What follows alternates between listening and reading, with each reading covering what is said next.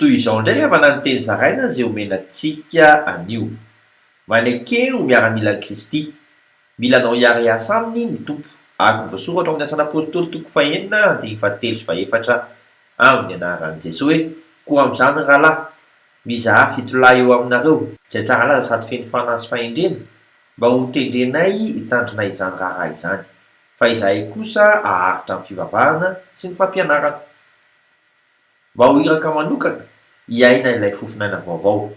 ako voasoratra amin'ny filazantsara ny Jaona toko faharoapolo andiny faharaka amby roapolo sy faharoa amby roapolo amin'ny anaran'i Jesosy hoe ary indray Jesosy tamin'ny fiadanana ho anareo tahaka nanirahany ray aho no anirahako anareo kosa ary rehefa nilaza izany izy dia nanisy fofinaina ka hoy izy tamin'ny raiso ny fanahy masina satria tia ny androso angana ny fifohazam-panahy ity aho Jesosy irao aho Jesosy vavaka isika Kristy eo manaiky ho irakao izahay olonao manaiky hiaina ilay fofinaina vaovao dia ny fanahy masina ho fitaovana mahery vaika anatanterahana izany amen mandram-peona tompoko.